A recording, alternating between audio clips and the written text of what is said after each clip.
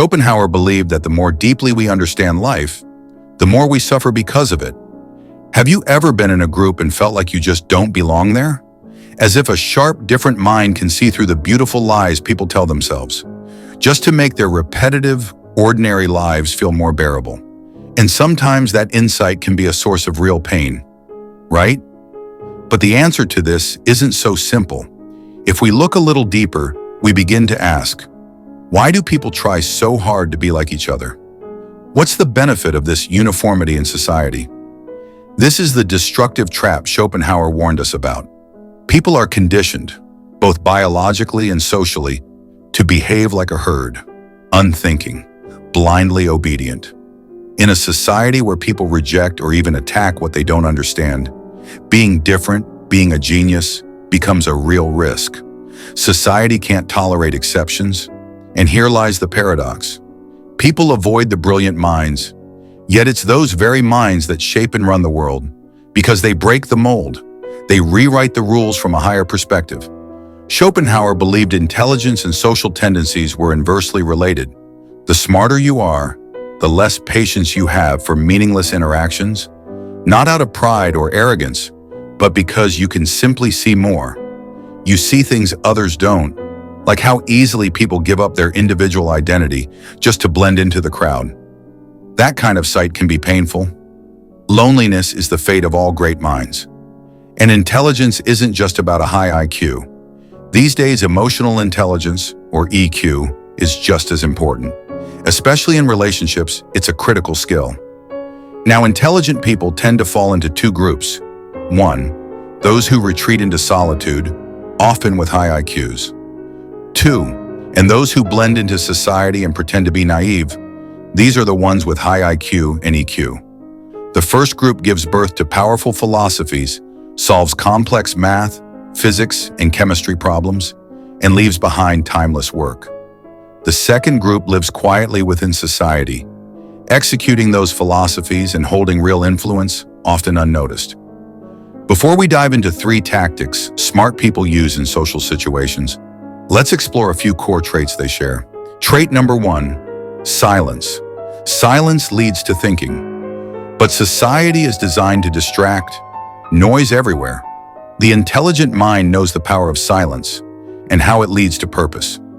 In his book On the Wisdom of Life, Schopenhauer writes, "The higher a man's intellect, the more he will be drawn to solitude. For in solitude he is in the company of his own mind, not the foolishness of others." Trait number 2, curiosity without bias. Truly intelligent people are rarely dogmatic. They care more about learning than being right, because they know bias distorts clarity. There's a psychological phenomenon called confirmation bias. We tend to interpret events in a way that supports our beliefs, because we've grown emotionally attached to them. But the wise? They weigh both strengths and flaws. As Bertrand Russell once said, "I would never die for my beliefs because they might be wrong." Trait number 3, recognizing and avoiding repetitive patterns. Smart people can see the loop society is stuck in. From one trend to the next, one distraction to another. Modern life feels like a form of sophisticated slavery. Part of it is social media, part of it is economic pressure, from blind dates to forced daily routines. They see the trap of artificial needs. Let me tell you a story to explain this. There was an old man who owned a small grocery shop. Each morning, when he opened his store, he saw offensive graffiti on the door. He'd clean it up, but the next day it was back again. So one day he waited, and when a group of teens came to write more slogans, he stopped them, not to scold, but to offer them a deal. He said, "Hey kids, I'll pay each of you $10 a day to write these." Excited, they agreed. A week passed. Then the man said, "Sorry, I can only pay $5 now." The kids hesitated but continued. The next week he said, "I can only pay $1 now." They frowned, took the dollar, and left. But the day after that, they never came back. Why? Weren't they writing for free at first? What changed? That, my friend, is called need creation. The man had trained their minds to expect a reward, and once that reward felt too low, they lost all motivation. even though they used to do it for nothing.